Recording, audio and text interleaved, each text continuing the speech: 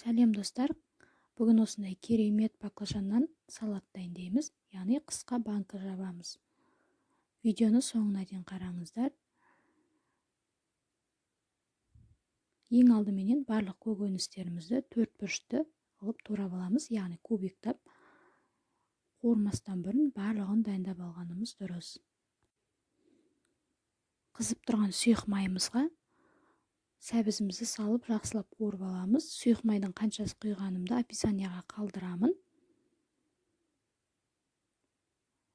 Сәбізімізді жақсылап қуырып аламыз. Содан соң тәтті болгар бұрышын салып, тағы да жақсылап қуырып аламыз.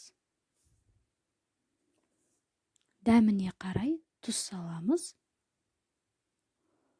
Барлығын жақсылап қуырамыз. Содан соң баклажанымызды саламыз. Бұны да жақсылап араластырып, жақсылап қуырып аламыз.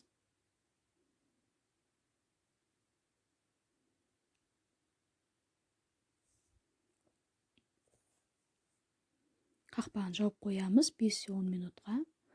Мінекей жақсылап қуырылды. Енді үстіне қызанағымызды саламыз. Және сарымсағымызды, ащы бұрышымызды майдалап турап, оны да саламыз. Жақсылап араластырып, қақпағын жауып қоямыз.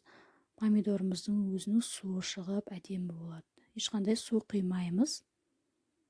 Неке қараңыздар, өте дәмді болып шығады. Өзінің суы шығып. Енді астын жай қойып, 10-15 минуттай пісіріп аламыз. Көбісі айтып жатады, біз баклажан салат басқанда атылып кетті деп. Оның себебі осылай қатты қайнап тұрған кезде парланған банкімізге салып басуымыз керек. Ол суып қалса, банкіміз атылып кетеді. Сол үшін осындай қатты қайнап жатқан кезде ыссы күйінде салуымыз керек банкамызға, сонда атылмайды банкіміз.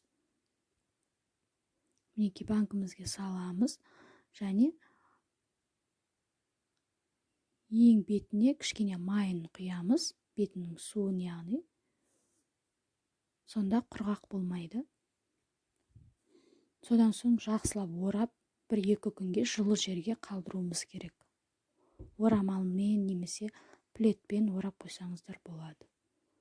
Мінекей өте дәмді болып шығады, қараңыздар. Езілмеген, сондай күшті болып шығады. Сіздер де жасап көріңіздер. Каналға тіркелуді ұмытпаңыздар.